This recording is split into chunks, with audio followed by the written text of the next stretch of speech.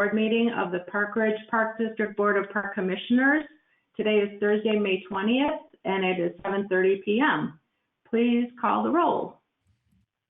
Commissioner Bundy? Here. Commissioner Bowe? Here. Commissioner Coyne? Here. Commissioner Hulting? Here. Commissioner Leduc? Here. Commissioner Tunnel? Here. Commissioner Grau? Here. Okay, would anyone like to amend, add, or delete an item to the current agenda? Okay, hearing none, I'll move on to public comment. Is there anyone in the public that would like to comment on a non-agenda item? Please raise your hand if you need to do that.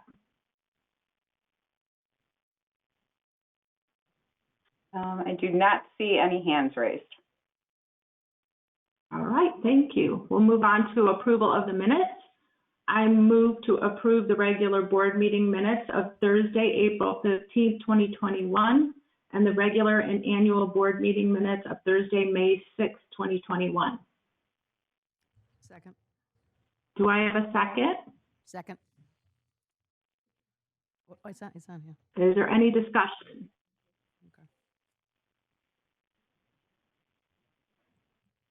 Okay, hearing none, would you call the vote, please? Commissioner Bundy? Yes. Mary Ann? Commissioner Bowe? Yes. Commissioner Coyne? Aye. Commissioner Hulting? Yes. Commissioner Leduc? Yes. Commissioner Tunnel? Yes. Commissioner Grau? Yes. Okay. There is no president report tonight, so I will turn it over to our attorney if there is something to report. I have no report. If you have anything for me, let me know. All right, will do. Thanks. All right, and we'll move on to the executive director report. Gail? Thank you very much. Very exciting. Today we sent out to the public in terms of COVID. We're getting to hopefully what is the last stages of our mitigations. As we know, the governor came out with a mandate and a new executive order last week about being able to remove masks and social distancing if you are fully vaccinated.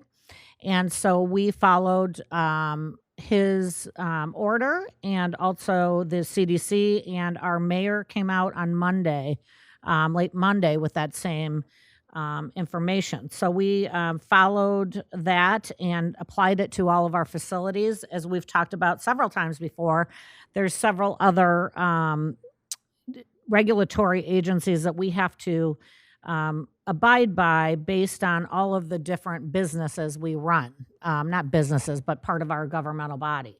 And they're different for a lot of them. But in the order, they call out specifically preschool daycares, which our preschool program is because it's licensed by DCFS, summer camp programs, and our American Camp Association has guidelines that require masking still.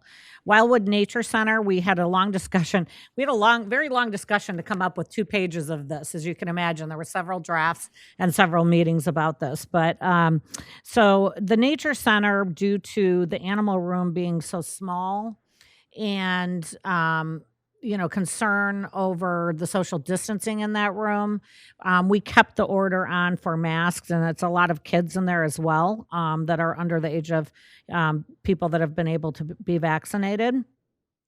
Beyond the Bell is in our schools, and there's a specific designation that they need to remain masks, and also all of our bus trips, our bus transportation. So in addition, one of the bigger ones I'm sure that people are going to be curious about is the aquatic facilities.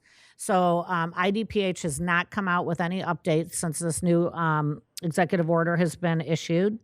And so we are awaiting those guidelines as well. The other thing we called out is the 12 to 15-year-olds, the instructors And any of our staff working with 12 to 15, anybody that's under 16, because they just started to be allowable for the vaccine.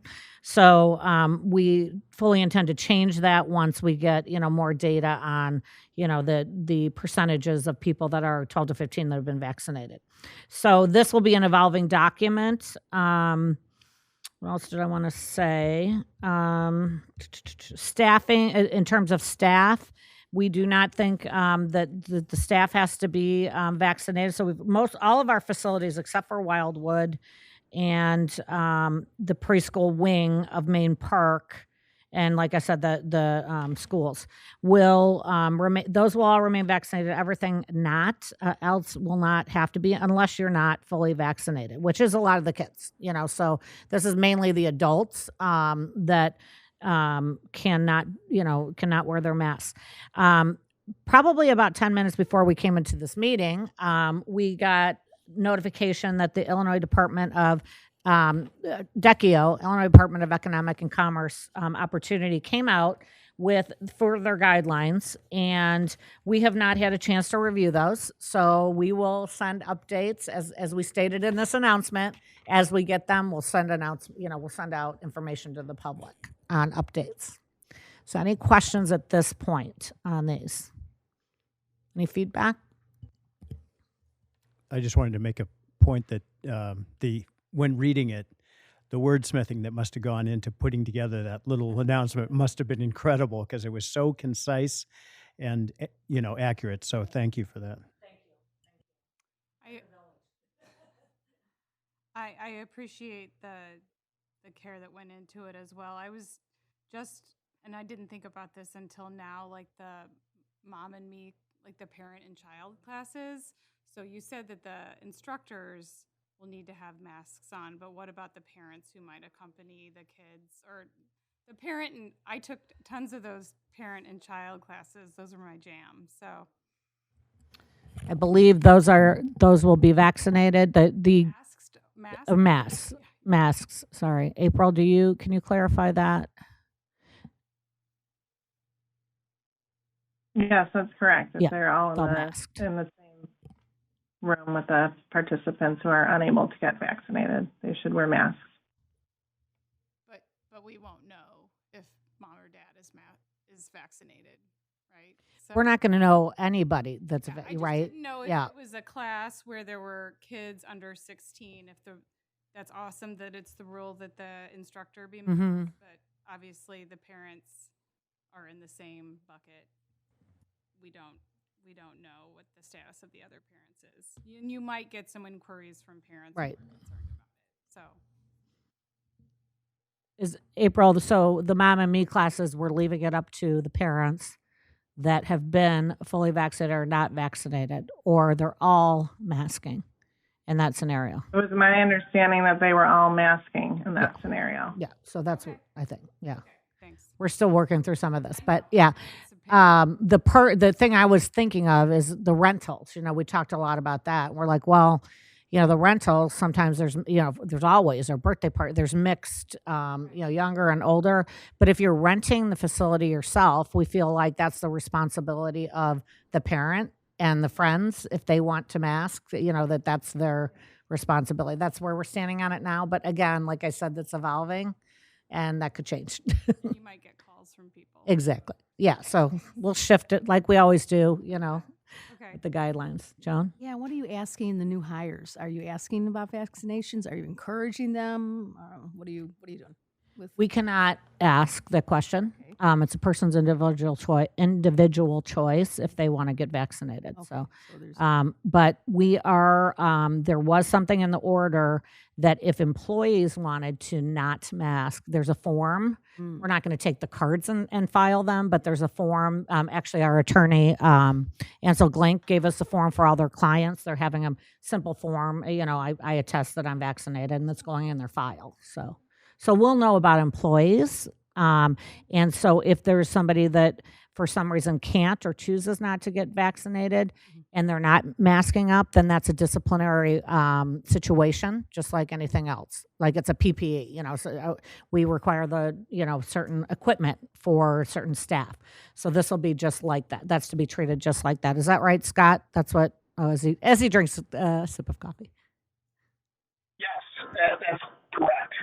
Everything that you've said, you've represented correctly. Gail, thanks. Again, oh, you want me to repeat that? I couldn't hear. I didn't hear you. Oh, did you? Me? No, I heard you, Gail. Can you hear me? Yeah, now we can. Okay. Everything you said was correct. I agree with what you said. I don't have any additional comments. I think you've done a great job of summarizing it, and your form was great, too. I agree. Thank you. Your communication. Thank you. Yes, and we also had a communication that went out to or it's not out yet. We're still putting the final touches on for a Q&A for our staff on how to handle people saying, well, why aren't you checking? Why, all different kind of questions that have come up through our staff. So we give them to the frontline staff and anybody's getting the calls about it. But I think that's it for now. Any other questions on that? Other than that, I don't have any general updates until the Oakton report. Do you want me to go into marketing? And if anybody, for the new commissioners, I don't usually go through the marketing and the public information and marketing report, but if there's any questions, I can answer them, or Margaret is also can answer on her report. So I usually just ask if there's any questions on those two reports that are under my reporting. And if there's not, then I'll move on to, do you want me to move on to Oakton, Cindy? Yes. Did I rush Please. too quick through that? Great. Okay. So we're going up on the screen, and those of Sorry, it's showing the wrong one. yeah, I was gonna say that doesn't look right.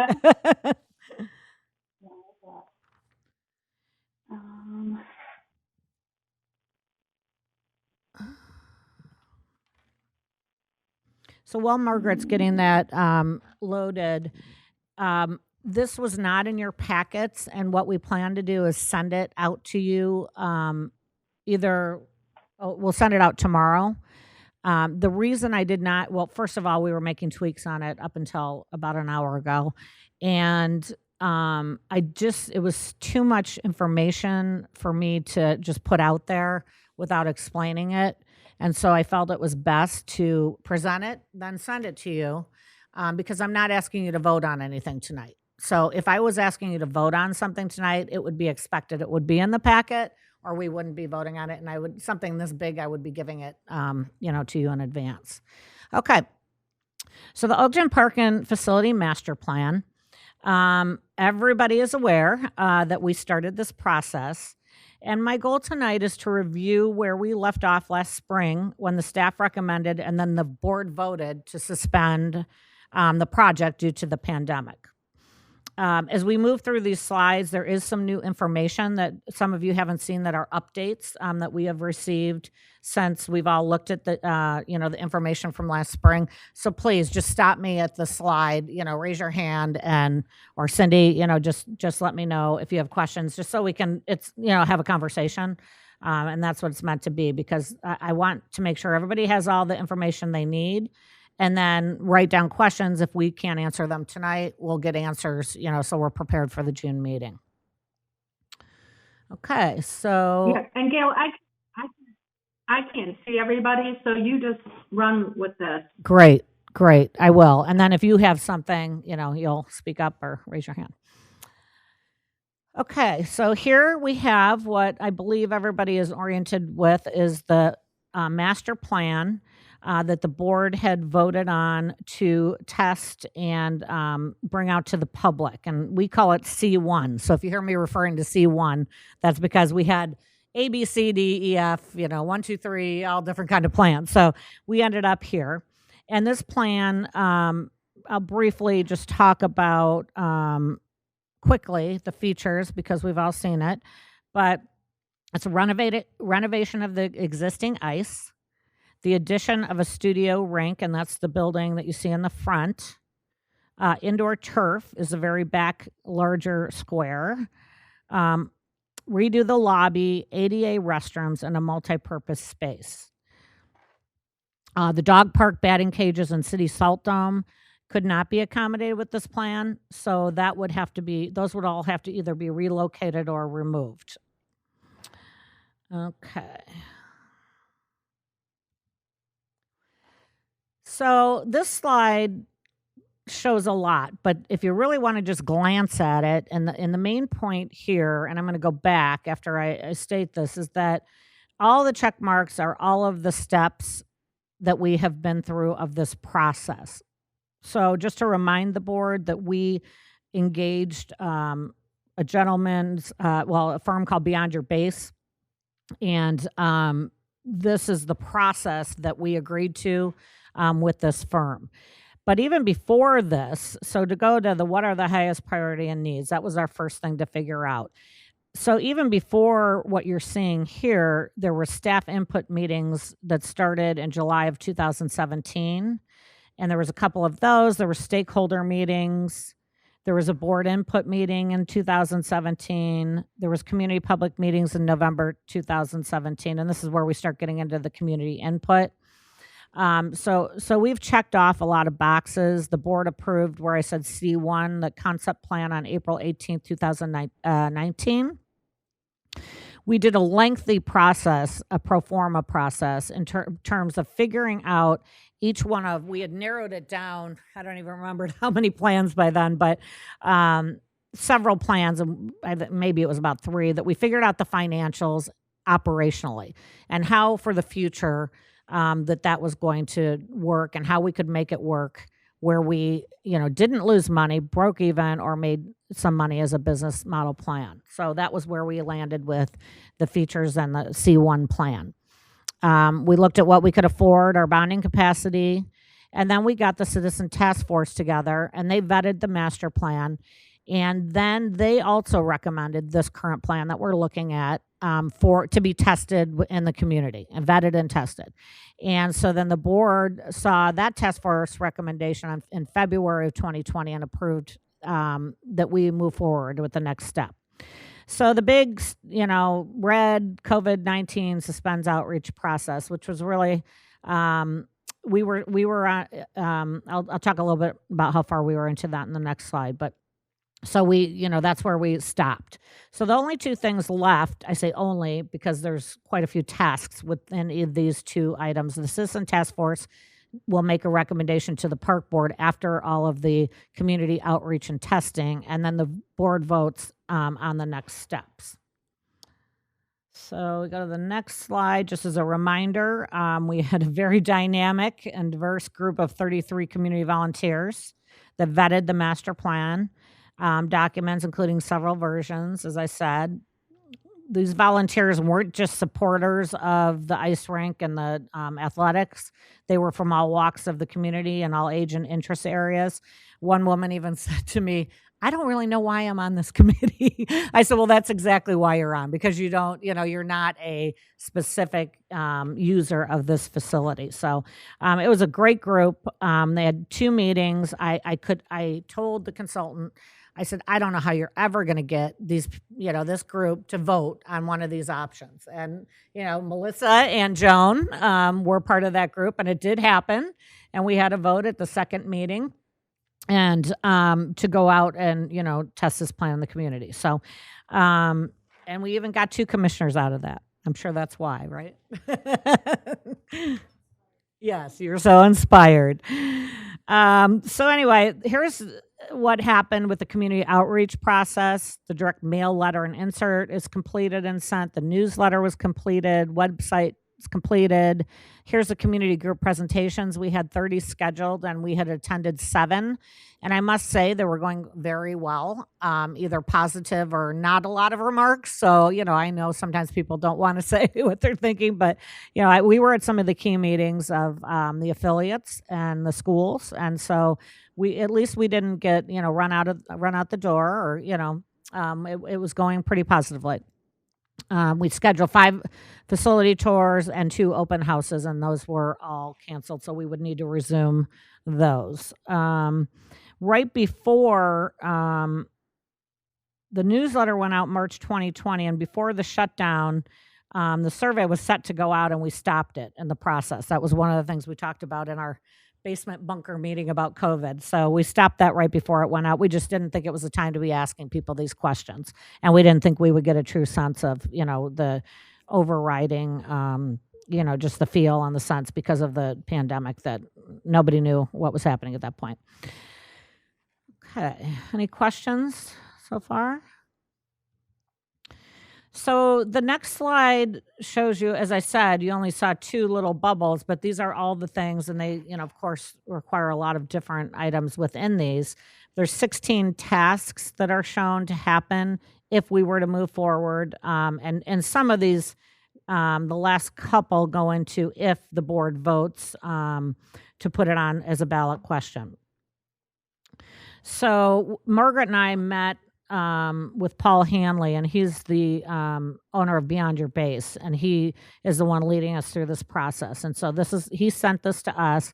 He has not purchased his voter data, likely versus unlikely voters for public opinion research, but it's about $1,000 cost, $933 cost. The communication, that would be natural, but if we were going to move forward, we would get the task force back together in late June or early July and start back up with our community open houses and webinars, basically from July through August. And we realize this is not the most opportune time to be talking to people in the summer, but the good thing is that we thought we would keep with the virtual meetings for these, because very common with big projects like this. We had it with the pool. We had it with Prospect. People don't come out to meetings. They don't come until it's about time for the vote to happen. And that's when you get them out. So we thought it would be effective, especially since it's summer and that people are used to the webinars, is to try to do these virtually. So social media, earned media, all of this would be happening through the time when we come to the board, and then we would go to every meeting that we could, wherever we're invited. And, we have a whole list of making sure that we really spread the word so people understand when they get the survey that they know what we're trying to accomplish, whether they agree or not. And that's why, and Cindy, I think I told you that the survey would happen in June, and I misspoke. I thought that's what was happening, but I think it does not happen until mid-September. And I did ask Paul about that, our consultant. He said, you'd just be doing it twice, because without all the meetings and everybody having all the information, he said it's too early. So I know we talked about June, but that doesn't come until mid-September. There's a hybrid poll that's done by a professional.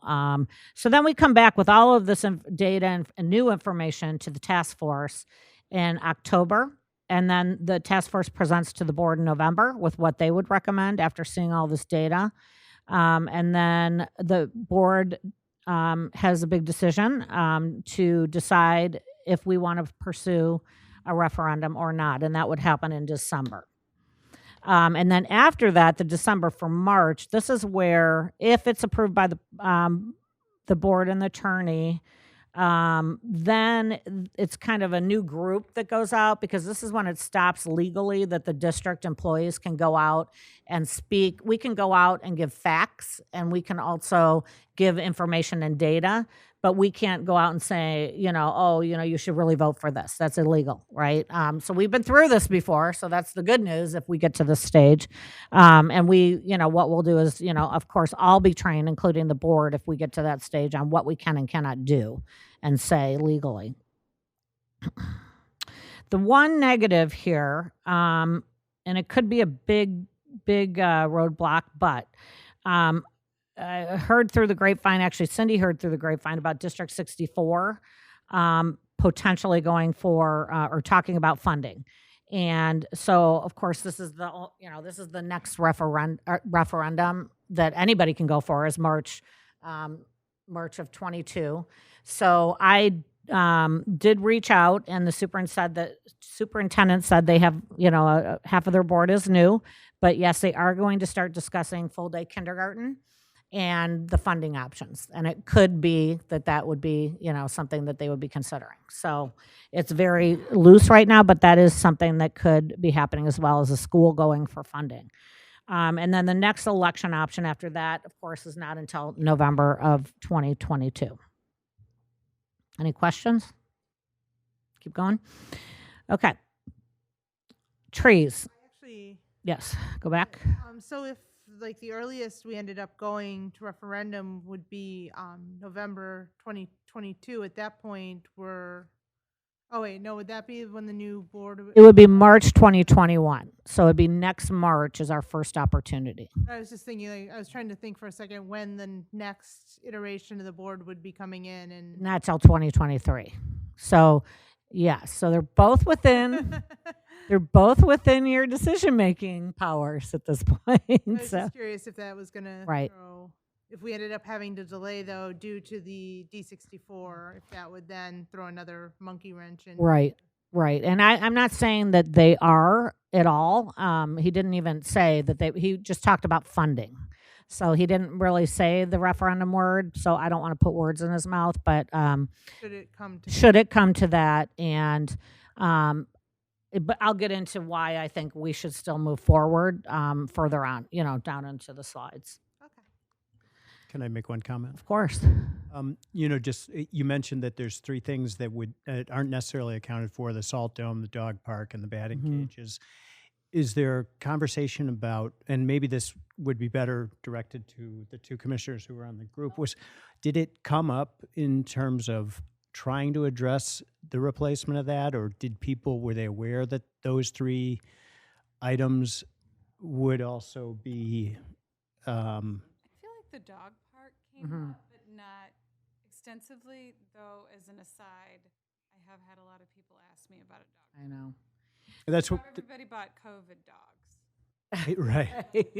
So there's, Not even right. kidding. It's Well, I mean, I saw that from like 2019 to 2021, like the dog park memberships have doubled. yes, So, I mean, right. I think it's something we Yeah. figure out. Right. Those items were ones that, I was concerned about, and I didn't know whether or not you wanted to address, or you I will. You will. Okay. Yeah, good. I can Then I'll address it right proceed. now. So the salt dome, we have talked to the city about that, and they understand that this is on the horizon. But we've been talking to them about this for a while, so there's no, and they've talked about other means of getting salt, or another place if they need it. So I don't think that's going to be, of course they appreciate having it there, and then. What was the other thing? The dog park, yes, I would say that's the biggest question out there. And, looking for another spot is what we said we would commit to. Not committing for sure to doing one, but looking for another spot because we know that it's a big need. Our challenge, of course, everybody knows that with a challenge with everything is we're landlocked, right? And there's not a lot of, we went through this extensive, back in the 90s, dating myself, I was very involved with picking out where that dog park went. It's not ideal, right? But there's no place that we have, or we had at that time, that would be a good place for a bigger dog park. So one of the things we talked about is maybe some smaller. We did talk about that, some smaller areas around town, right? Because when you go to the dog park, you want to go somewhere quickly, let your dog. You want to be closer to your home, right? So one of the things we would explore is a couple dog runs, or smaller places, and a couple parks, but we haven't committed to that yet. The batting cages, I knew I was forgetting one. We have started working with baseball, and Terry, jump in if I'm incorrect, but we've been starting to build more tunnels, just the single tunnels in the parks, and we've also committed with them. We'll work with you on that if the batting cages went away, because the batting cages, again, it's not the ideal location. And you can't just move to move the batting cages, it's the concrete that's the biggest expense. And so it would be more advantageous to baseball. We talked to them about adding more of those tunnels that you see like at Centennial and Hinckley, so they're at the parks where they're at. Yeah, one of the things I saw about the multipurpose room, the 60 by 60 at Oakton, Mm-hmm. is that there is the potential for making some sort of a pitching tunnel. Yes. That's something that can be adapted for a batting cage, Mm-hmm. or is that not an option? Is it mainly for, I'm wondering if that sort of thing could potentially be a replacement for that. Right. That's a great point, and I forgot about that. Yes, there's netting. We said we want that in there. It's a tunnel, but then you can move it if, there's other uses for that space. So we plan on doing that. That's in the project already. Okay, so the inside. netting is Uh-huh. included in that. And the price. Does everybody remember? It's been a while since we've looked at these numbers, and these are going to adjust, but I do believe we had that in the plan. Yeah, it's another something that people have brought up to me, so I want to be able to address them. No, that's great. And somebody's taking notes, I'm sure, of the staff. Marianne is. So we can address all these. Is Terry trying to talk? Somebody trying to talk? It's Terry. I was just backing up what the conversation was, that the netting is included in part of the price and that there would be batting cages available. Also, we have not made any additional batting tunnels in the parks as a result of the planning for this project, but over the past several years, we have included or increased the number of batting tunnels available, and we have been working and talking with baseball about how we can make further improvements should the Oakton plan go forward and we remove those batting cages. So it has been part of the discussion with the affiliate. Thank you.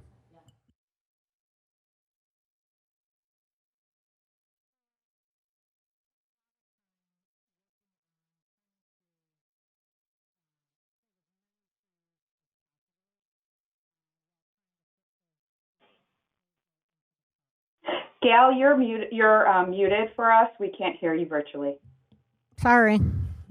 So I started out saying that we spent a lot of time trying to fit this building into the best scenario with saving the most trees as possible. And you can see the numbers there. The estimated trees to preserve. The slide, oh, there it goes. Oh, I'm looking at my slide and all right. We're here. We're with it. So, all right, trees. Let's start over. I won't start over. Since this time, we've updated the tree survey and are able to look at, some more details on the tree. What you're looking at here is merely a merge of the concept plan and the tree survey data. We have not gone to the next step of really, we've had some conversations. We had one with Cindy the other day, but a couple of these trees, like if you'll see in the driveway there, that center area, there's two that are estimated to be lost. I mean, that to me, and now of course I'm not an architect but those look like they could maybe be saved, right? So we haven't gone to that next step of trying to save some more of these trees, and that would be more in the next stage of the concept planning. I was also, Commissioner Bowe asked me the other day about permeable pavers in the parking lot, and there's another slide further on that I'll show you, but if you look where the cars go, there's a different shade. I'm sure it's very hard for you to see it there, but it's between, it's where the cars would be parked all throughout the lot. There's a different shade, and there's another slide that shows it better, but where the permeable pavers would go. So there's several it's a big amount of area, I think, that is permeable pavers. I did ask about, could we put them around where the trees are now? It looks like that is happening a little bit, but White, our architect, said that it wouldn't necessarily work because they likely cause harm to the tree as it would draw water away from the roots. Now, we have not examined that yet, but that was our initial answer that we got after you and I talked the other day. All right. Any questions yet on this? Gail, this is Terry. I just wanted to chime in and Yep. say that comment about the tree and the permeable pavers was related to putting permeable pavers around existing trees, and if that could benefit those, and that those would be not as beneficial. So just wanted to clarify that. Say that again. I'm not understanding. So I believe the question that was posed previously was whether or not we could lessen the impact on existing trees and oak trees if we were to put some permeable pavers around the base of that tree or around the root zones of that tree. And so the comment back from our architect was that would be counterintuitive, as the work that would have to be done to install a permeable paver would be damaging to the roots. Okay. It would also add additional depth, but also it would be designed to capture the water and move it away from the root zone of that tree, which is not what you want to do. So. Okay. Well, we can have some further conversation on that, but thank you, Terry, for clarifying that. Yeah. The next slide is new information, lots of dots. This is dealing with the Forest Preserve walking path. Every time we've shown this plan, it is a future development, which makes me nervous and probably several other people nervous that were involved when we did the pool, because we said that about a lazy river, a future development, and a lot of people were very upset when it didn't appear in the plan. So I said to the staff, I think that before we go back out to these meetings, that we need to have a resolution on this area. We need to have a decision. Are we going to do this? Are we going to invest in this or not? So we are still gathering data. But what you see in front of you is that we had a tree survey done of our whole park district, but we also added in, this is the Forest Preserve property. So we had a condition analysis done of the trees in the Forest Preserve property. Now, 5 is bad.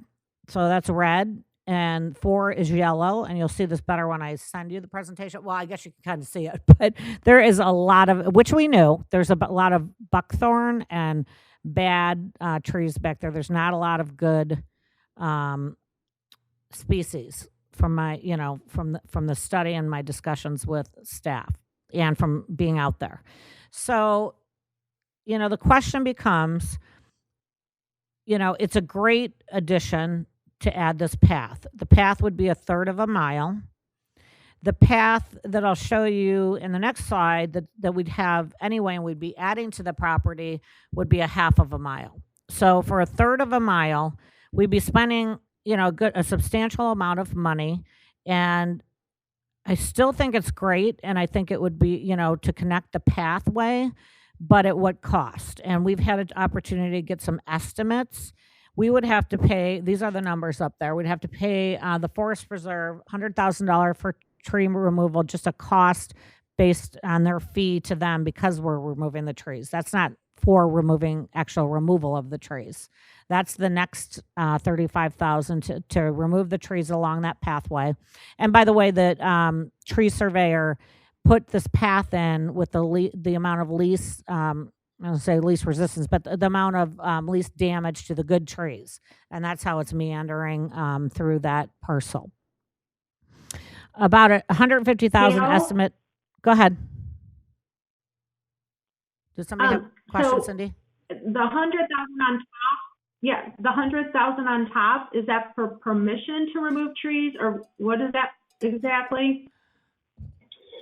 Pretty much. That's their fee that they would charge us because we are removing their trees. Is that correct, Terry? Yeah, they have a formula that they use for different trees based on the value of the tree being removed.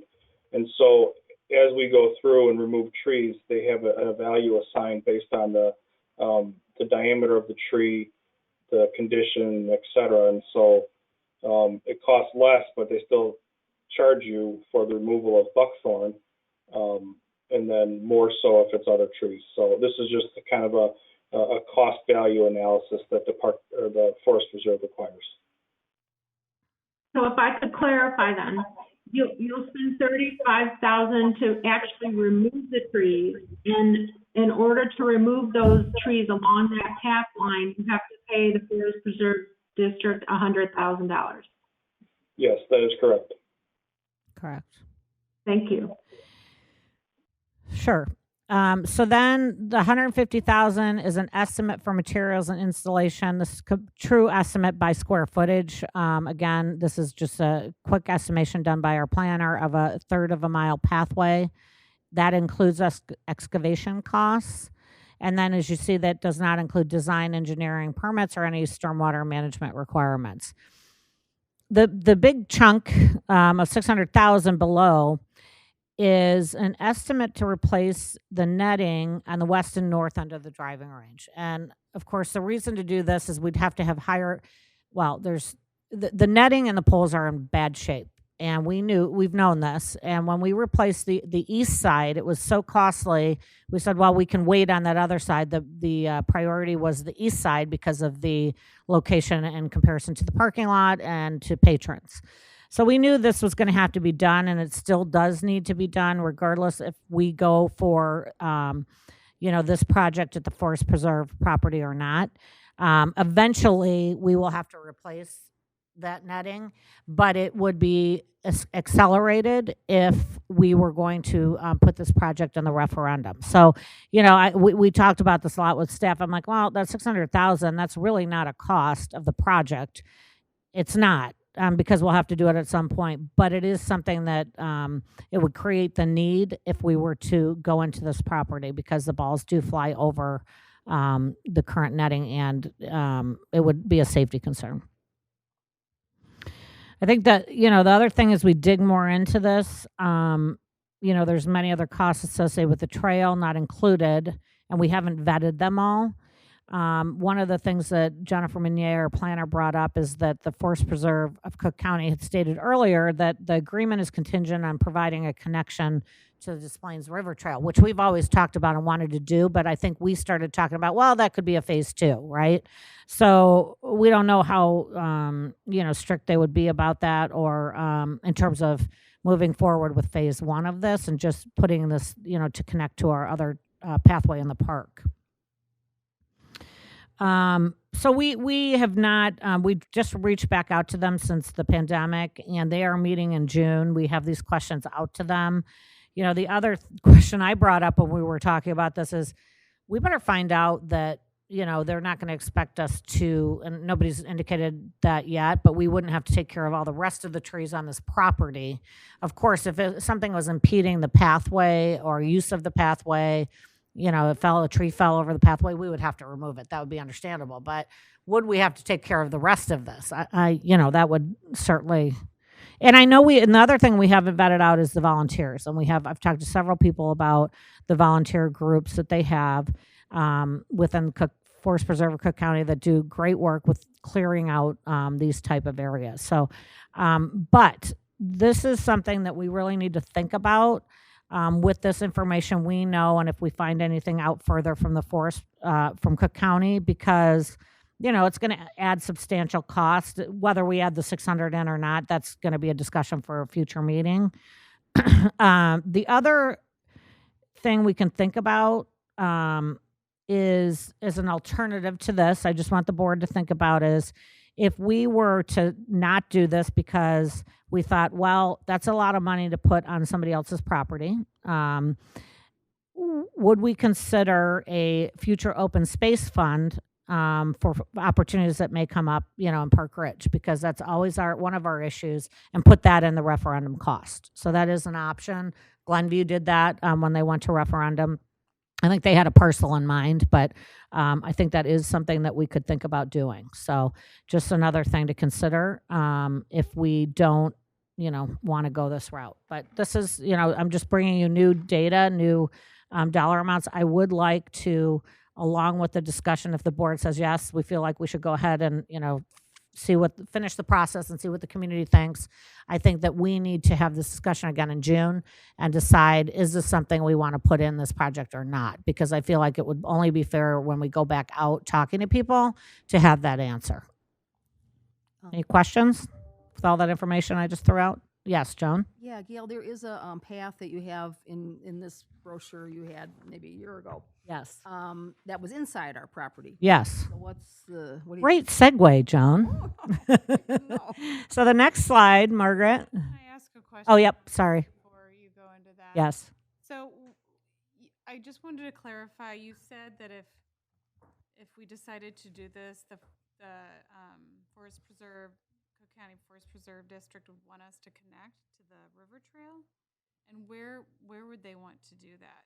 The trail is, Yeah, they, and I knew that was being looked into. 'Cause I right. talked to Commissioner O'Donnell about it, but did they say where they'd want to connect? They said where they did not want to, I think, because we thought under the bridge, under the viaduct would be a good spot, or either us or them said no to that, Terry. Do you remember exactly? But they didn't tell us where. And I know we had talked about, and I can't remember who from the bike task force, Melissa, it might have been you, that the bike task force or Jim was looking at even connecting down one of those streets and then connecting on Sibley, where there's already the cross. So that could count maybe, right? So it might not be that big of a deal, right? There's an existing crossing that a lot of people use at Sibley. And people, it's connected. We were just thinking about making it safer to, like, having a pedestrian island in the middle or some way to Right. do it more safely other than. Well, that was our concern with wanting to connect somewhere else, because we didn't think, we're concerned about the safety.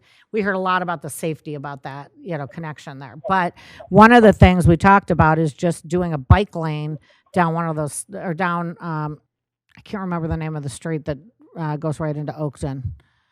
Florence. To go down Florence, create a bike lane and then go over to Sibley, have a bike lane, and then connect there and make it safer, right? Make that entryway safer over there.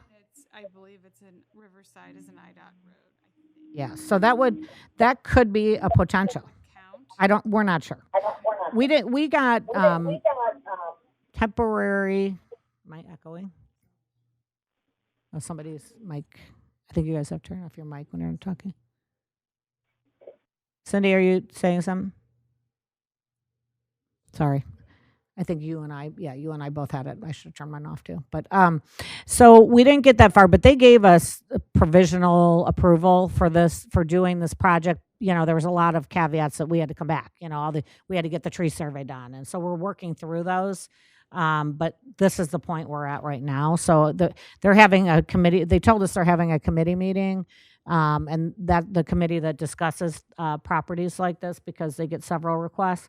But they did give us temporary approval based on all this other information we'd come back with. They're having a meeting in June, and so we'll put that question out there to them along with the one that I have about having to take care of the whole park.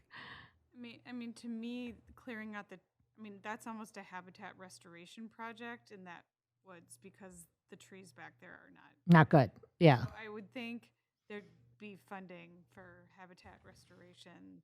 That's what that area needs. It's not just like taking down trees. Right. This is not an area I've dabbled in for the last 15 years. So. Okay.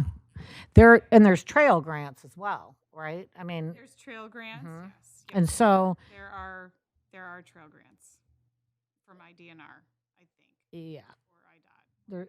Right. I think it's IDOT. Yeah, I think both of them somehow. But so a lot of questions still. But yes, and I think the original, when we were thinking about this, we're like, that property is just not being used, and wouldn't it be nice to do something with it, right? So I guess we'll just have to continue exploring. And does anybody else have any comments on that now or questions?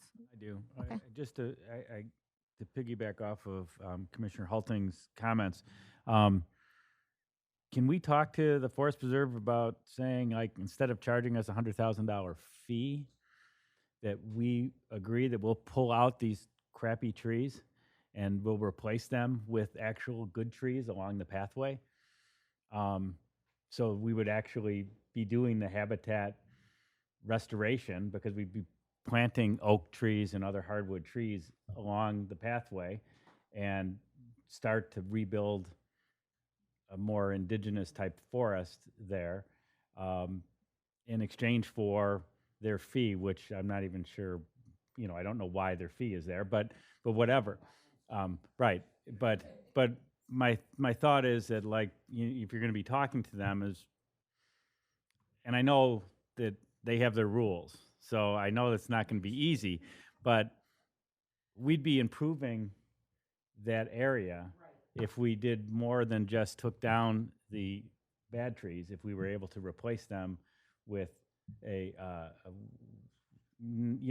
with good trees, that maybe young trees that would grow up, and 50 years from now we have a beautiful tree-lined path. I don't know. I'm not an arborist, so I don't know how that works, but it seems to me like we'd be helping the Forest preserve their forest. Agreed. Probably their mission. If I can piggyback off of that, Right. that sort of restoration happens all around us. I think Oakton Community College is a perfect example, because some of the forests that they've restored in there, they've cleared out all the scrubby stuff. They've left some really beautiful trees in there. They've cleared out all the invasive buckthorn that's there. And this is happening in woods all around the area. And this seems like a perfect place to try to restore that whole area, just because it is an eyesore, and I think we could really take advantage of it, and hopefully the Forest Preserve would be able to accommodate us some way. But I think it could be a much better place. And if you could refresh my memory, was one of the things that people were particularly interested in the survey about the facility, walking trails? Yes, that was that was high on the list, and I can go back. I can get you that information. We didn't bring all of that data tonight. That's fine. No, I just remember it. It I thought it definitely was was up high up there. there. Yes. And I have the information somewhere too. I just wanted to confirm if that was it. If it wasn't high on Oakton's list, it's high on the overall needs of the community. It's one of the top needs of the community, or, wants, needs, desires. But yeah, and I'm glad to hear the enthusiasm. I didn't know that there's areas. I mean, I know that we've talked about there's groups that come in and clear this area, but I didn't know to what extent of size, right? And we just wanted to be, this is one of the reasons I think it's great that we got this data, because it doesn't appear, but I have not studied this, and I'm not an arborist either, but to be a lot of good trees in there now. But the fact about planting over time and creating this, it might be years, right? But it is something that the community could be proud of. So, we'll continue down that road, but that is something we'll want to talk about, at the next meeting a little bit more. Any other data you want us to find? Anybody? Can I jump in? Yes, of course, Terry, jump in. So I think I agree with those thoughts and comments, and think that would be a great opportunity to improve the forest there. I just do want to point out, and I think we should chase that down still, but I do want to point out that we did approach that earlier on. We have had some discussions already. The Forest Reserve is not very flexible on this fee and how we go about that. They did specifically make some comments about, don't think you're going to do X to get out of paying these fees kind of stuff. And not everybody on that commission shares the sentiment that removal of those buckthorns would be a better use of that. Some of them in the committee specifically said, I'd be just as happy leaving them all there because it's a coverage for wildlife. So while I don't disagree with your comments and sentiment, and I'm sure others in the room would also agree with the comments and sentiment, I don't think we have that same opinion there. So I just don't want it to seem like it's such an easy path that makes such perfect sense, because while it may to us, it does not always to others. So I just wanted to put that in there. And I know Commissioner Brown was there with us. I was there too, and I was shocked. I think your thoughts are exactly correct, Matt, that we can make that a much better spot. But we were, that idea was not created very enthusiastically. So, but we can try, and things change. You never know. So right, new territory, right? So we can be the trailblazers, literally, figuratively. So we're still pursuing it because we think it's a good thing. But I do think, like I said, when we go out to the public, or we can be very clear that it's future. But so we'll talk a little bit more about that. There's something else I had a point about that. I can't remember. All right. So moving on to this slide, to answer your question, Commissioner Bendy, it's a half a mile, the loop, and which is something that we made sure that we put in there. It reminds me a lot of this project. We originally did not have pathways going all around, and I can't even imagine not having this pathway at this park because it's used just nonstop. So this is something we felt very strongly about. It's of course not ideal back behind the building by the train station, but that's just a portion of it. And then there is also, it goes on to what is the emergency road, but we got creative and it's a half a mile loop. So that will be nice. Either way, what happens with the Forest Preserve property. Is it a lot less money to do than the pathway? I don't have that cost in front of me, but we can get you that cost. But yes, Terry, cheaper? Can we speak to that, or we'll have to look up the price, the breakdown? Yeah, I'm sorry, I missed the question. Oh, the pathway. Commissioner Bendy asked if that pathway is cheaper to build than going into the Forest Preserve. I'm going to guess yes, right? Well, some of these are required pathways that we have to put in for the project. Right. So a lot of the area in red where you're along the railroad track behind where the indoor turf is and along, the tree grove up until it meets the parking lot, those are required egress lanes that the fire department would require for access should they have the need. But most of the time, those would never be used by them for that purpose. And so we're just repurposing or making double use of those trails. So it's kind of hard to make a comparison of, is it more expensive or not? This is also hard surface, concrete or asphalt there, whereas we'd be talking about limestone in the Forest Preserve. And then in other areas underneath the existing oak grove tree, we had talked about having like a raised, wood walkway so that it wouldn't impact the root zones of the trees. So, it's a hard comparison, but there are similarities. It does have expense, but a lot of it's built into the project as existing walkways.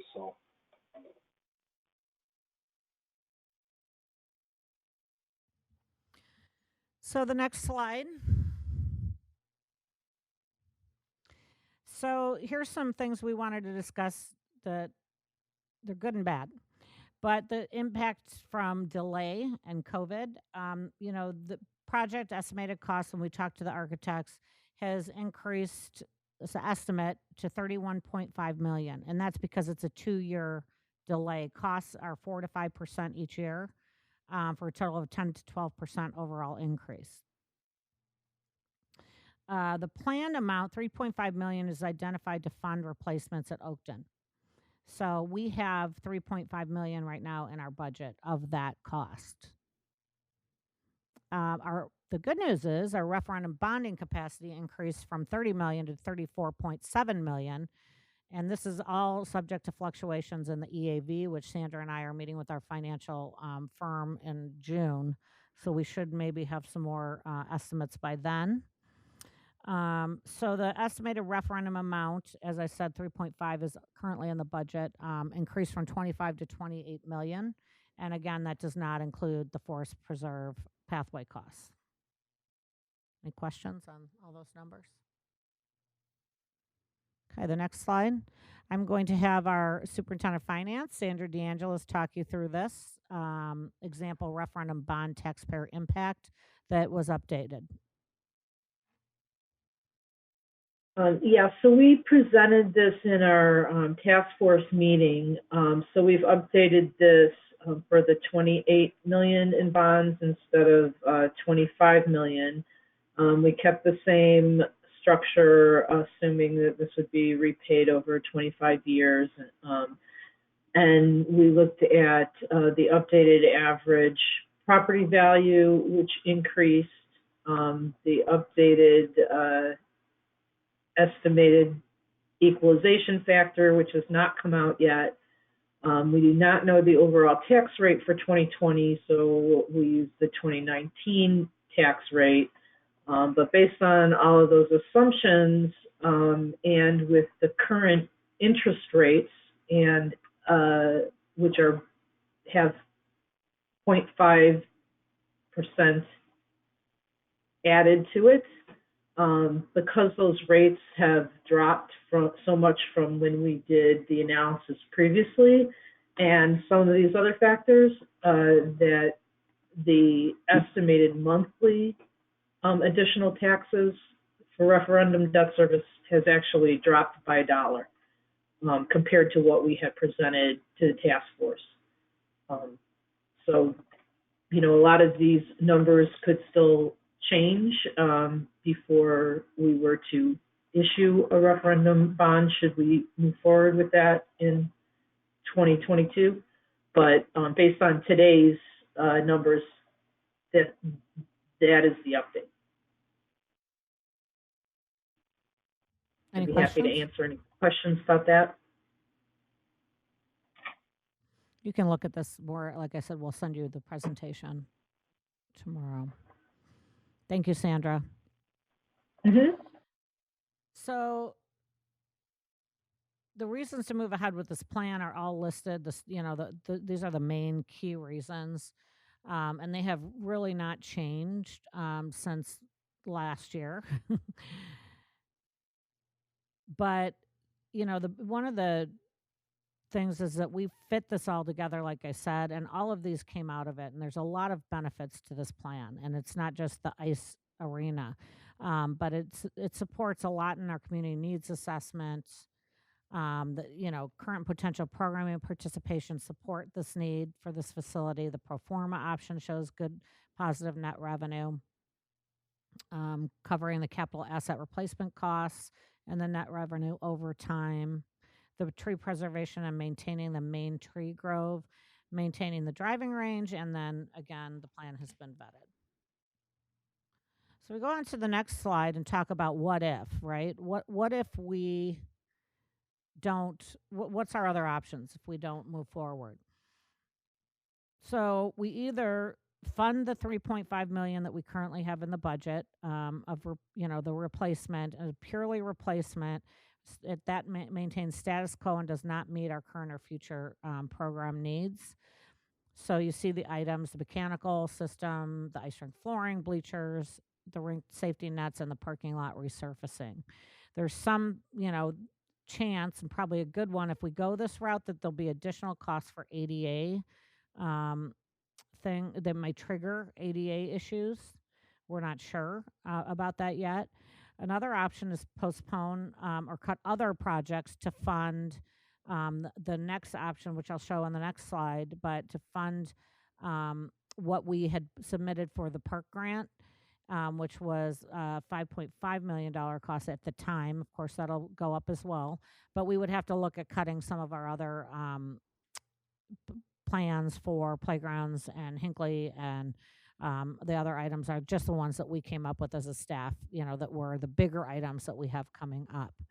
I think that the other, really the main crux of, our concern is if we don't go ahead with this plan, is that the rink is very old, and the mechanical system will eventually need to be replaced. I mean, that's something that we know, and that's a fact, and that's a large cost of that. So we need to do something there.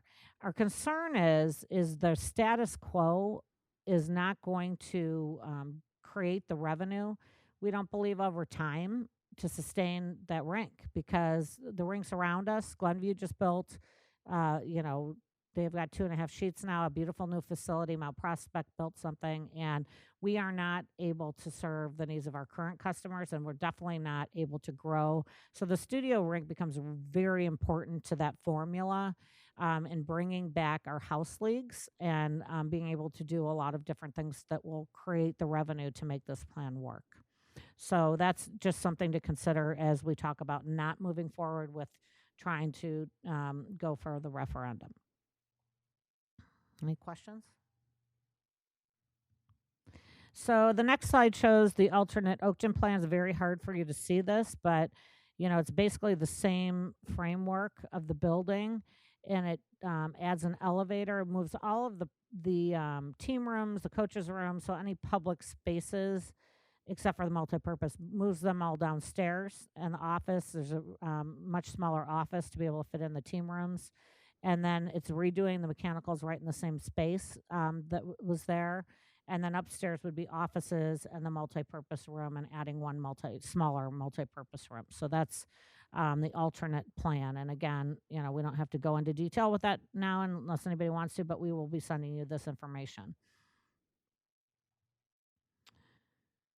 So again, just to reiterate, we're asking the board to vote because it was a vote to postpone. We have to have the board vote to start back up at the June 17th meeting. We do not, just a reminder, have a meeting. We only have one meeting in the summer.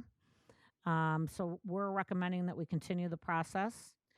And, we feel like we owe it to the community, we owe it to the facility, the skating community, and also the community of Park Ridge to update that facility and make it a viable place for other activities as well. So again, I know I'm asking for a big decision. That's part of the thing about dealing with elected boards and them changing so frequently. But as I said to some of the board members that just left us, we were talking about this when they came on, and we're still talking about it, and they're gone, right?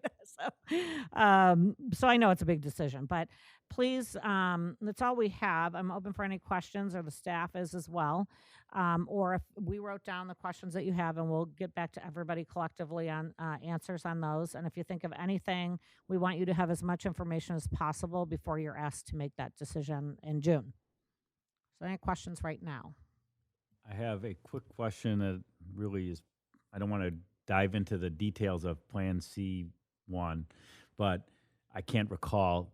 Do we have a concession stand in that plan where there, actually where people can come and buy Yes. sandwich or something? Yes, it's in the lobby. Okay. And then there's also we added, one of the things I wanted to add is an outdoor patio. Now, yeah, it's along the train tracks, but the landscape can do a lot, right? It's okay. But there's a patio area right out by the concession. Okay. I just couldn't remember, and I didn't want to dive into each individual thing on the plan, but and then the only other comment I have, and I know we're going to vote on it on the 17th, is that just speaking as a board member that was here to vote to postpone, there may be some things in this plan that maybe we want to talk about when we get to the actual point of implementing it. But we postponed it because of a pandemic, and the plan was moving along. And so I think we should be, I don't want to cast my vote now because we're going to vote on June 17th, but I want to be aware that I don't think enough things have changed to stop the plan. Now, people put in a lot of work, and the committee, the task force made their case for going forward with this. And so it would seem to me that we want it to go and have the public ultimately vote on whether we're going to proceed, having it go to referendum. So I don't know where we're going to go in this case, but I think we need to restart it. And so I'll be voting that way when it comes. Thank you. Anybody else have any comments? I just have one comment.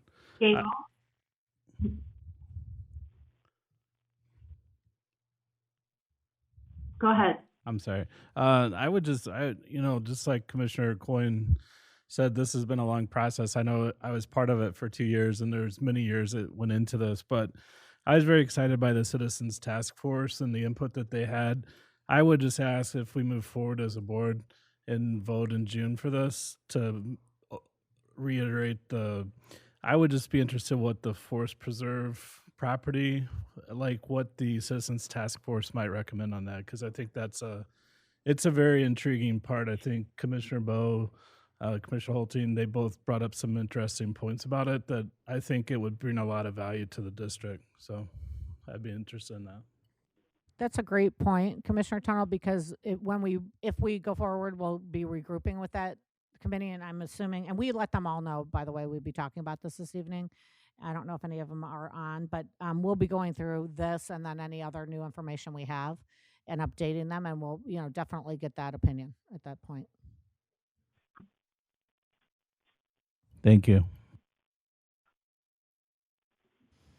That's all I have. Oh, President Grau.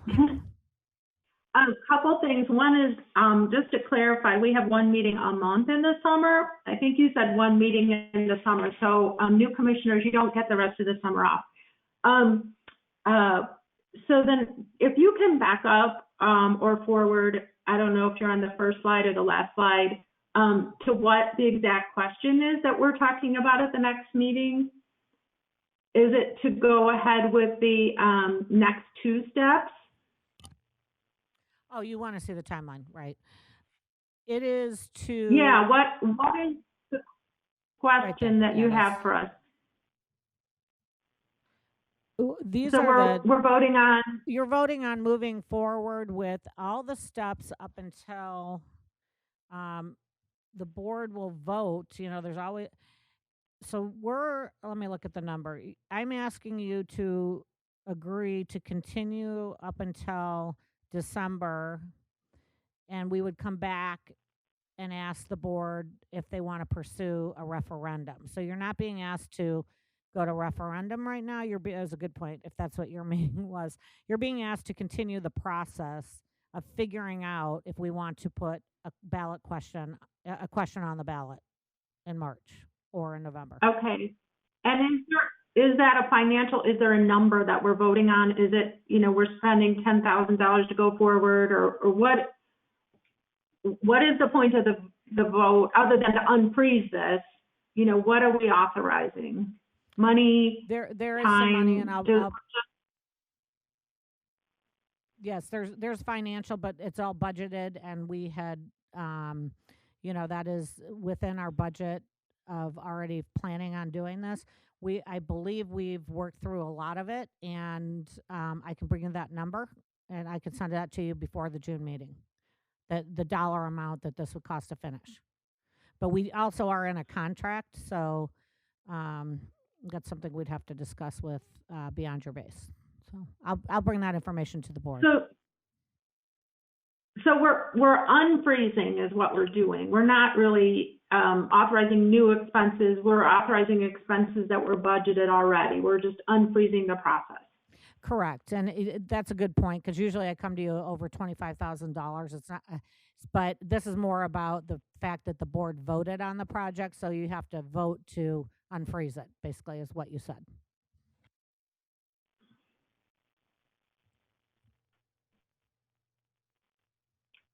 So that with the new financials.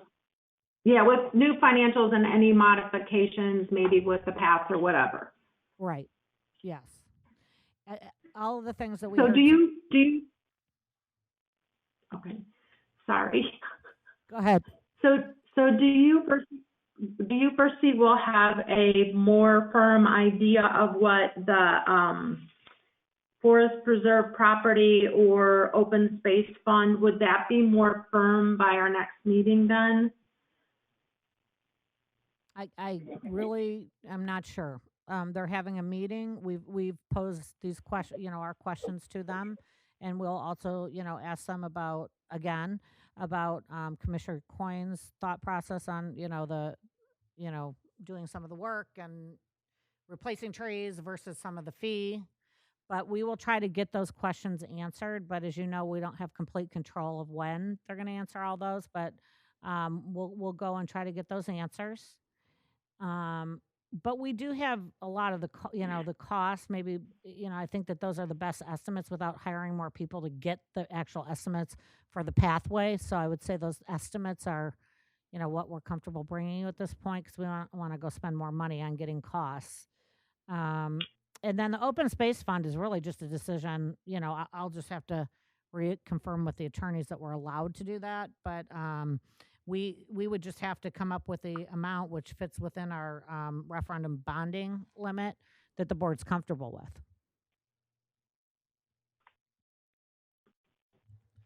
Oh, and I just had Okay. one quick thing. So while you're in the next presentation for vote, presenting what further costs we would have if we did move forward, could you also include the costs we've already sunk into like consultants and beyond the base and everything else? 'Cause I definitely remember voting on a pretty high amount back in the before times. You know what?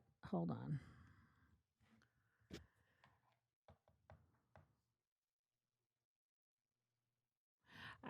Yes, we have those costs, but I'd like to work through those. But we've paid for a topographic survey. We've paid $13,690. We've paid White for design and planning, a market analysis pro forma. We've paid them $154,000 some change. The community engagement process, Margaret, this is the total, the $37,703.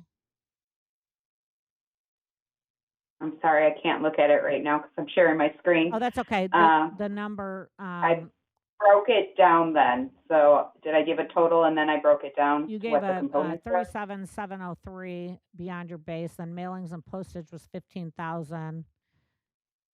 Those were two. So those are numbers. separate. So yeah, like the 37 is what we paid Paul Hanley for beyond your base, his consultant fee, and then the other were the direct costs of mailing, printing, postage of those items.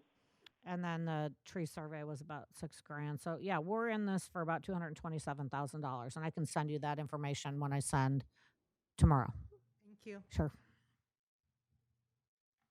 Okay. Thank you very much for sitting through that. Hopefully it was helpful, and I believe that concludes my report. Okay, we'll move on to finance. Our treasurer, Tunnel, you ready? Thank you. I have the honor to turn it over to Superintendent DeAngelis. I believe the written report begins on page 15 of the packet, and I yield the floor to you. Thank you. Thank you, Commissioner Tunnel. Yes, I don't have anything on the written report. If anyone has any questions, I'll be happy to answer them. I'll be going over some of the financial highlights as I walk you through the fund reports.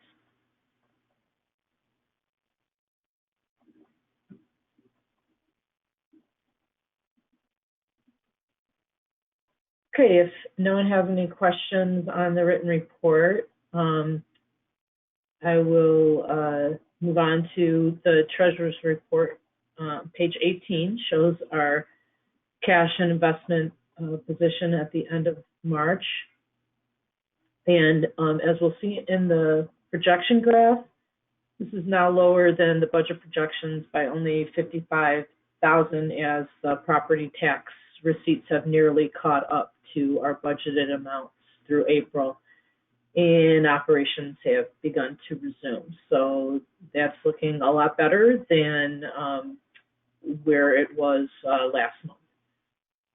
The portfolio reports on the following 3 pages continue to reflect a slight decline in the portfolio's yield to maturity compared to the prior month, along with a similar decline in the benchmark rate. So there's not a lot new there. Then the monthly report by funds for April begins on page 23. If I have that right.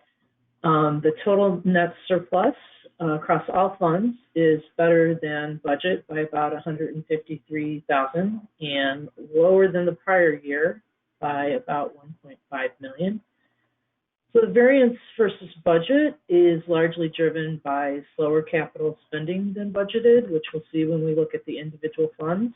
And then the variance from the prior year continues to be largely due to the bonds that were issued in February of 2020, which is also in the capital fund. On the next page, in the general fund, you can see that we're now on track with budgeted revenues due to the property taxes received in April. while expenses continue to be below both budget and slightly below the prior year.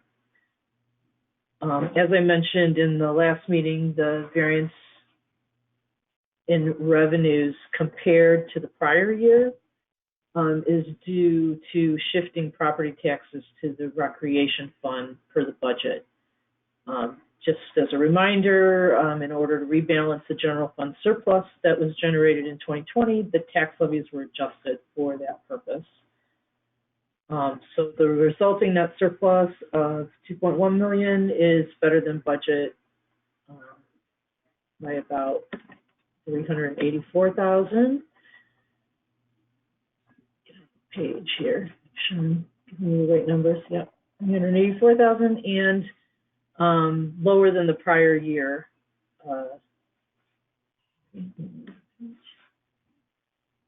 By $511,000. So moving on to the recreation fund, the recreation revenues remain pretty low at about 52% of the budgeted amount.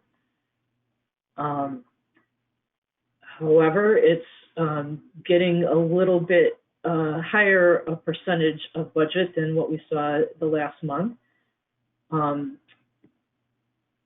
And also, like we've experienced in 2020, expenses are also lower than budgeted through April by about 64%. So as operations resume for the summer, we hope to see better performance in the rec fund going forward, particularly with the comparison to the prior year, because we'll have more things open than we were able to do last summer. So the next page shows the capital fund.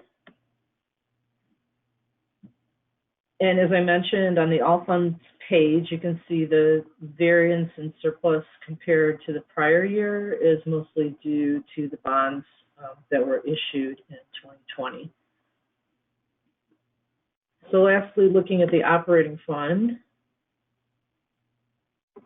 on page 27 of the board packet, you can see here that through April, we've received 99% of the property taxes budgeted to date. And also with the receipts that we've received in May, I expect our May report will show that we'll exceed what we have budgeted. So that's really good news. The report also shows that operating results to date are about $340,000 better than budgeted and about $418,000 lower than this time last year. And again, as operations resume, we hope to see better performance in the operating funds going forward.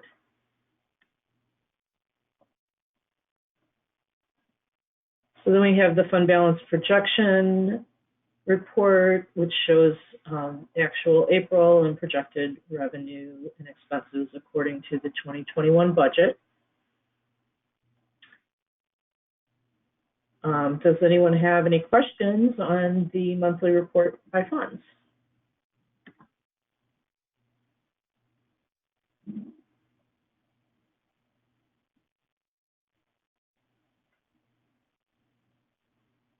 May I move forward to the updated financial projections? Please. Okay, but I'm sorry? I just said please. Okay, thank you.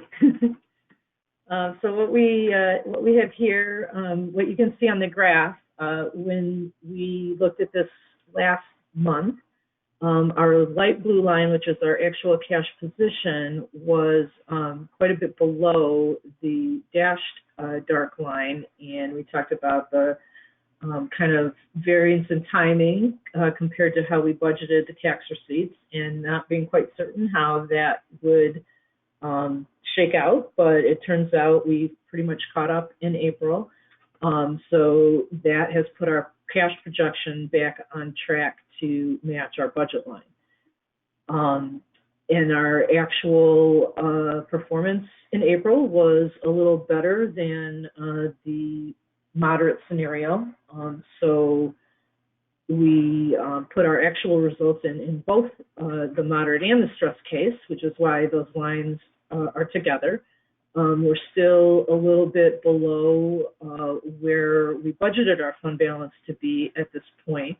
But moving forward, because these projections anticipate slower capital spending than budgeted, the moderate case is actually projecting out slightly better than where we had budgeted.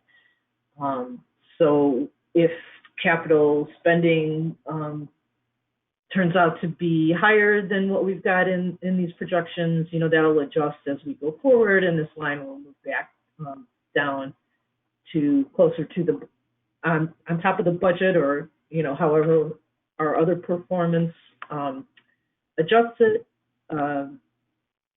But that's why you see the moderate case line a little better than the budgeted line at this point. Does anyone have any questions on the projection graphs? Sandra? Yeah. It's just mostly the timing of the projects, right? Not that we didn't do any, we're not planning on completing the capital projects. Right, that's correct. So a good example is that we have the total amount of the Woodland project, which we just had the great groundbreaking on happen here. We've included the entire amount of the project in the capital budget for this year because we want to make sure that we you know, have committed those funds. But the likely reality is that we won't have paid all of the vendors for the whole project by December 31st. So that's kind of typical in any budget year, pandemic or not. But that's kind of what's the effect that's driving it. And the way we put together the model, the estimate that we use that you'll see in the assumption page is that, well, we'll assume that capital spending is the same as it was last year, but I added 100,000 because probably we'll, you know, we're doing more, you know, more things we're working on. Maybe it's 500,000 more that we actually end up spending. So this will get adjusted as we move forward. Thank you.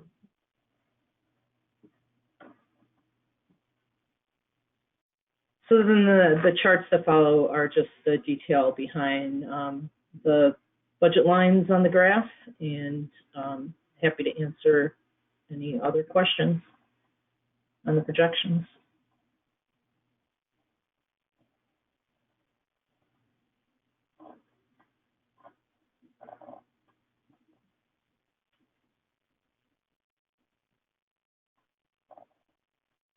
Okay, thank you. I think that concludes my finance report. I have a request, I think. Can Sure. next month, can you bring as part of the presentation this same graph that you did last year at the same Sure. time? Because I think it would be good for the new board members to see what you, Sandra, along with the rest of the staff, did to get us through the pandemic, and to compare these numbers, these fund projection numbers, to what we were coming out to. Because I think that it's probably helpful to know what we just went through over the last year. And these numbers are kind of amazing if you compare them to what we thought we were going to see last year. And so so thank you for everything that you've done throughout the time. I've complimented you on that pretty much every month for the last year, deservedly so. But I think it would be helpful to the new board members to see where we came from at the beginning, or at some point during the pandemic when these graphs were developed. So that's my only comment. Thank you. Sure, I'll be happy to do that. Because I know you all want more finance pages in the report. Yay! More numbers. But no, I think it's a great. I don't want the all the back numbers. I just want the pretty pictures. Right. It's a lot easier for me. I think. Oh, okay. Yeah. Yeah. I just mean, the graph. to piggyback on that, I think that, of course, concur with Sandra's work and coming up with this model. I mean, where it was a very frightening time, you know, at this point last year, and I don't even like to think about it, but you know, the fact that we got through that, I think, you know, we're confident that, you know, with so much more opening and the participation numbers that April talk about next, and you see that people are starting to come back, right? And that, so we're confident that, you know, we've weathered the storm, as I've said in the past. So thank you. Thanks. Thank you. Now we get to go on to the exciting topic of vouchers. So I move to approve for payment vouchers in the total amount of $428,791.05. Second. Is there any discussion? Hearing none, may I have a roll call vote? Commissioner Bowe, Yes. Commissioner Coyne, Aye. Commissioner Hulting, Yes. Commissioner Leduc, Yes. Commissioner Tunnel, Yes. Commissioner Bendy, Yes. Commissioner Grau. Yes. Thank you. Thank you again, Superintendent DeAngelis. We appreciate all of the hard work you and your team do. So I would like to yield the floor to Commissioner Bendy, our Recreation Liaison. Thank you, Commissioner Tunnel. Superintendent Armour, can we have your written report? Yes, thank you. My report begins on page 34. And as already mentioned, we do continue to see growth and participation in more areas, which is the good news. Obviously, we have a ways to go, and we're still working with a lot of restrictions at this point and space issues, and how many participants we can fit in classrooms. But we continue to see more participants coming back. We've tried to add a little more comparison information as the months have gone on. So it does, you know, we're trying our best to show either month to month or year to year as it makes sense, and shifting back over to what we would have shown in the past. Pre-pandemic is usually year to year, but some of it still makes sense just to show month to month so you can see the growth. And then we'll hopefully be able to see things coming back to what we have seen in past years. A few highlights, obviously you can see the fun events, still trying to do some outdoor things for the kids here. The teen flashlight egg hunt hasn't gone in years, so that was pretty exciting. You know, sometimes hard to get the teens out there and participating, so we're glad to see that. Staff is still working on the wait lists, and we still, you know, are working with our space restrictions, but made some progress since last month, as you can see. And we're still getting enrollment in preschool, even though we're still on some restrictions with space as well. We hope to see that ease up by the fall. And beyond the bell as well, we're working with the school district, you know, again, with the space constraints, and we'll hope to continue to be able to allow more in off of the wait list. Athletic participation, I wanted to highlight, you know, that's really been one of our winners with what we've been able to do outdoors. So we're even getting close to our 2019 participation numbers. So that was pretty exciting. Our athletic leagues are back in action. We're starting to see Wildwood have visitors indoors. So, you know, everyone was very happy to see our animals again, and our animals were happy to see people. And we continue to see the Oakton Ice Arena participation is getting a little bit close to 2019 participation as well. And as you can see, we did have some decline there in if you're looking back to 2014, but they've done a great job as well. We did have our driving range and batting cages. Well, our batting cages didn't open till later in the month, but our driving range opened mid-month. So we didn't have as good of weather as we did last year when we opened in June, when it was, you know, the perfect weather to open. But we've seen some strong participation there as well. Our Centennial Activity Center, very exciting to see the trips back and people coming back to the facility. They're all very happy to have been able to return.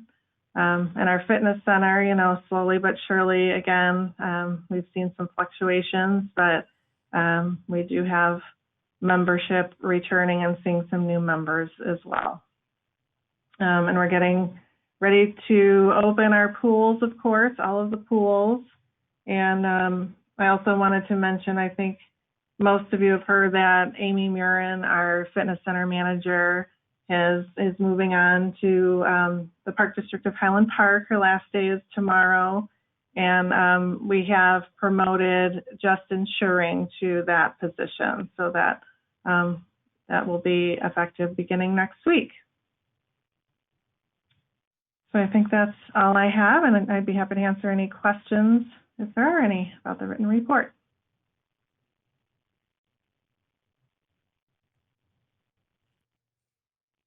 Any questions? No. Thank you, April. Thank you.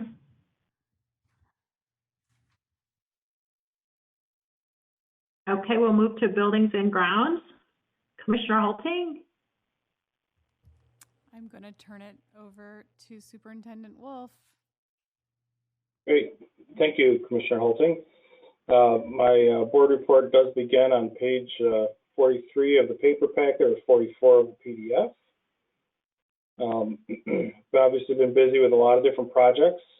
I've highlighted a few of them here, and I would be happy to let you all know that the plumber was out working on the community gardens today, and we're continuing to move forward with that. We have had obviously some unfortunate vandalism here at Hinckley, and just recently you may have heard or seen, and will be in my next board report, about some stuff that's happened at Main Park. I do know that there was a posting done by the marketing department for that, and that's received some feedback, and I've been contacted by some residents asking how they can help, and I just want to remind everyone to just remain vigilant, and if something looks suspicious, to get involved and be aware. And call the police if it looks like it's warranted. But again, my contact information's out there, and if you feel like it's best just to email me to let me know about it, so that I can check into it with my staff the following day, then of course we can do that as well. So I'd be happy to answer any questions about any of the specifics in my report, though, if anybody has any.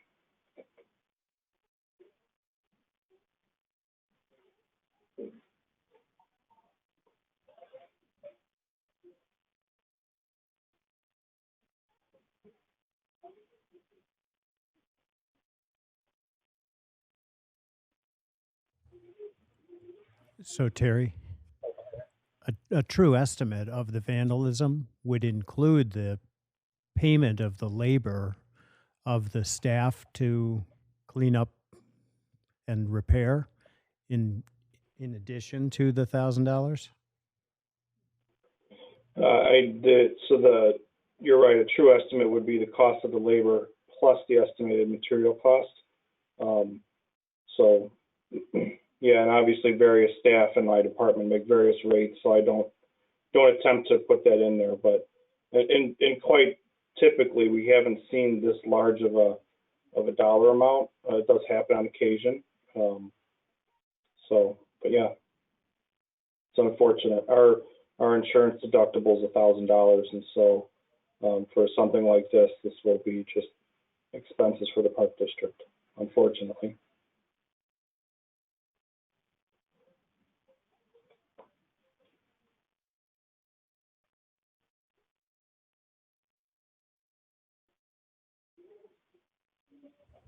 One of the downsides of using an electronic packet is you have to find your way all the way back up to the top. So you're going to have to be patient with me as I save paper.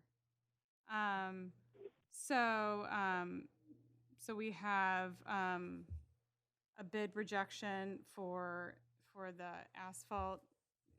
Can we talk about the Northwest Park, the asphalt, the paving issue before I do the motion? Or do you want me to do the motion and then we talk? Do you want to talk about the bid or do you want to talk about the project as a whole? I just want to talk about the project as a whole. I think you talk about the project as a whole now and then either way. I think either way. You make the motion. I'll make the motion Yep. then. I move to reject the Northwest Park baseball netting renovation paving bid that was received from Schroeder Asphalt Services Incorporated, as the bid exceeds the budget available for the project.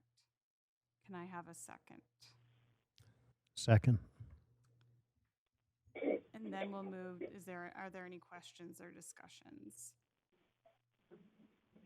I have questions, obviously. So we only got this one bid and is it because it's just kind of a small potatoes job, or why do you think we only got one? I'm thinking part of it is because it's a small potatoes job, but part of it also has to do with the timing of it.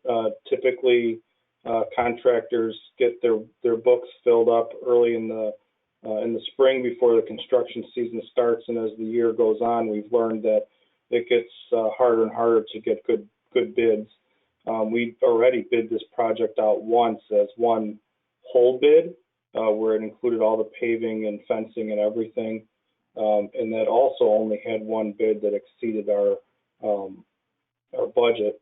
At the time, I had identified that this project was being done in conjunction with the baseball affiliate, and so our discussion was that if it was not viable at that time, then we would, put our heads together and decide a path forward. And our decided path forward was to try to break it into some smaller bid packages, really to have some efficiency by having staff act somewhat as the GC, general contractor, in coordinating the efforts here and have an overall cost savings. So ultimately that didn't work, as we can see, and what's not presented here is the fact that we had 0 bids for the fencing bid.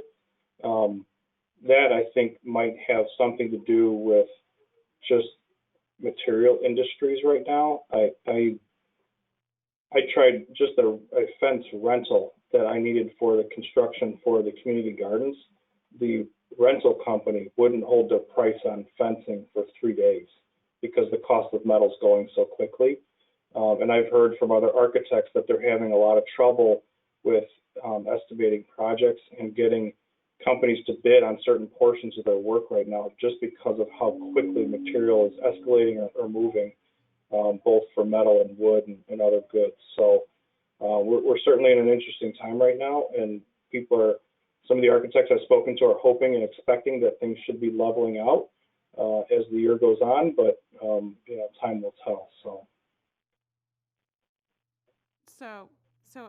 the memo says that you're going to review the scope of work and consider other options. So we just putting this on pause now and then going to see how conditions are in the market and then go back out, or? So I think there are all sorts of options, obviously, and because of the nature of the project, we'll be working closely with the baseball affiliate again. But I think maybe to frame that, it should be maybe shared with some of the new commissioners that might not be familiar, or the past commissioners, or that just as a reminder how this came to be, and that the baseball affiliate had purchased and donated a netting backstop for a baseball field, and they had identified Northwest Field 12B as an ideal field to replace that. And the backstopping is old and in poor shape, and at that location, and could use to be replaced. So we agreed to work with them and reconfigure the rest of the dugout With this change came the need to make it ADA accessible, which is where the pathways came in, and that's a goal of the Park District anyway. So,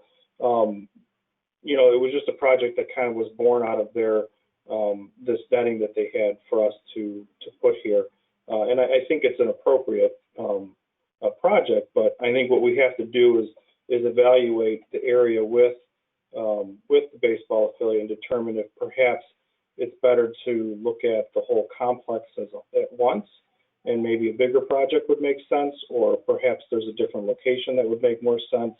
So I think there's a few different options here, but we still have the ultimate goal of wanting to provide accessibility for those fields.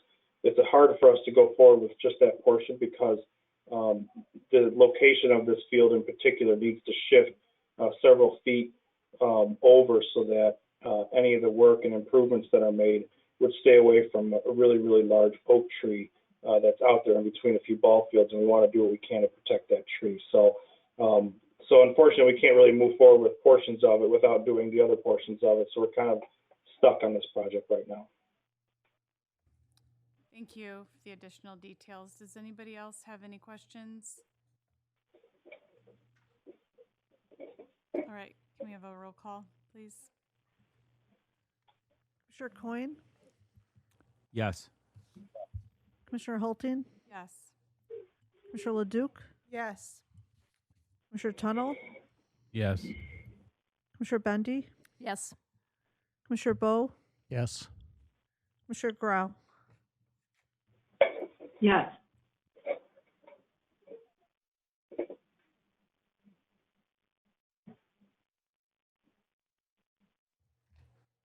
So now we have the museum grant application discussion. Yes, thank you. So I have a memo on page 58 of the PDF, or 57 if you're following along in paper. From time to time, we have grant opportunities that are typically awarded through the Illinois Department of Natural Resources. And recently, we became aware of a notice of funding opportunity for the 2021 museum grant. The museum grant is what we are currently finishing up out at Main Park, which was the inclusion of those the signs and some of the interactive things, as well as the shelter out at Main Park in the Wildwood Nature area. The Wildwood Nature Center is considered and qualifies as a museum, and so that allows us to apply for this grant. As I believe most of you are aware, we did purchase the property at 531 Forest View last year, which is directly adjacent to the Nature Center. And the hopes with that was to use that for expanded programming in relation to the museum and the Nature Center over there. We feel like this grant opportunity is a great opportunity for us to work with the staff and work on a development plan for that property so that we could bring it online as a programming space. And so we have already gotten involved with or put an agreement in place with FGM Architects to work through that process and put in an application that will be due no later than July 16th. As required by the application, we will be seeking approval on passage of a resolution by the board at the next meeting at June 17th, just authorizing us to move forward with this. One of the nice things about this grant is due to the size of our Nature Center and its attendance, we would qualify for 100% funding of a project that can range anywhere from $25,000 to $750,000. So obviously it's can be a competitive grant application, but we're looking forward to the opportunity to put this application forward. So I'd be happy to answer any other questions. Otherwise, we were just, making you aware that resolution will be something we'll be looking for at the next meeting. So would we see? So will there be will the architects be done developing the design by the June 17th meeting then, and we would be able to see renderings, or would that come after? That's a good question that I don't know quite the answer to. There's a lot of work to do between now and then. You know, we had acquired the property and received the notice of funding and realized we had to jump on this, and it is a very short time frame for a full renovation. We just got the agreement squared away and finalized actually today. So we'll be working in earnest on this, and our goal would be to have at least something to share with the board at the meeting. As far as, you know, finalized renderings and completion, I'm not so sure that would happen, but because we would still have a month before our application, so we'll probably be doing a lot of fine tuning. But rough kind of, you know, gross space usages and things like that should be known, and the programmatic design and elements should be identified by them. Our first step will be certainly working very closely with April and her team on the needs over there and how that works within the facility. So, thanks. And there would definitely be time, maybe not before we put the grant in, but, you know, certainly conceptual ideas by the board. If there's something, you know, you really wanted in there, we would be able to do that. And then, you know, until we get into design development, you know, but the main concepts, we'd certainly want your input at that time too, so. Okay, yeah, I Share it. realize it's a short time frame to put together a proposal, and I don't want to slow anything down, and anything that requires no match. Is good. You gotta get in there, and it's a cool house. It's I think it'd be an interesting space. Yeah, some of the commissioners had an opportunity to tour it quickly after the meeting, so you just have to use your imagination. But yes, there's a lot of potential, and Jennifer's daughter had some interesting observations, which are very true. We have great vision for that space, so. But are we going to hold on to the beautifully painted closet doors? That's those are cool. Yes, I don't remember seeing that. I don't know if any of the rest of the staff remembers the painted doors by the owner in the bedrooms. I don't know how I missed that when we were going through, but they were really cool. Anybody else remember those? No, I'm really sad. I missed it. I got the keys right here. Okay. Anytime. Yeah, you can come back. Okay. It's our property, so. I wanna check it out. Yes. I mean, I'm already envisioning a caterpillar nursery in the porch area, but. Does anybody have any other questions for Terry about this? Superintendent. No, it's too bad we don't need an elevator over there. I like the 100% match or the 100% funding. well, that would eat up a lot of $750,000 really quick. So. Good luck. Thank you. All right. Any other? Okay, it sounds like we're moving over. Yeah. All right. Are you moving, or am I moving? We're moving on to policy.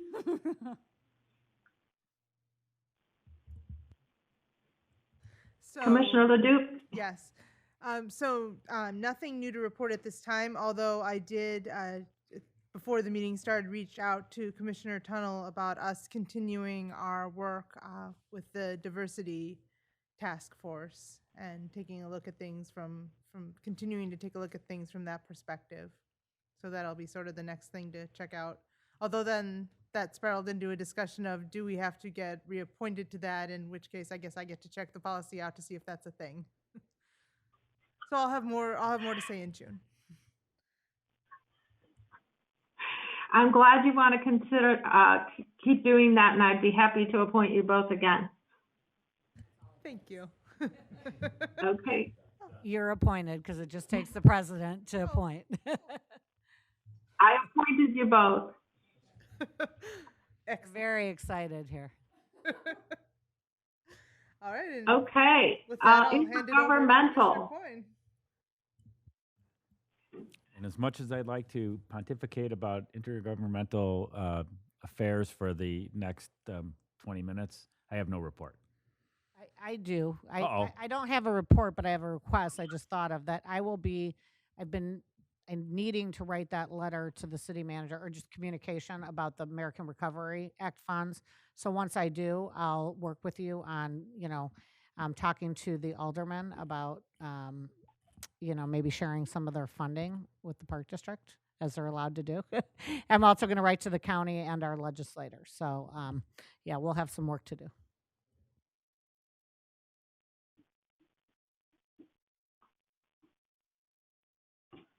That's great. Okay, is there any communications and correspondence?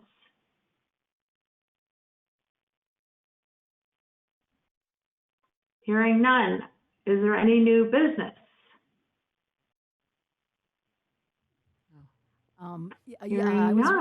I read yesterday in the Journal that murals are a big thing, and I even seen it on HGTV shows. So something for the staff to think about. Maybe there's murals that they bring a spirit, a hope, and energy, good feelings, to the public that sees them. So a lot of times it's done with labor that's pretty reasonable or free, or I don't know. But anyway, murals. I know the city was talking about putting them on Main Street, but they haven't gotten approval yet, So, but murals I guess are the thing. So something that be nice to see. Something to cheer your day up with. So anyway, that's all. Thank you. We'll look at that. Yeah.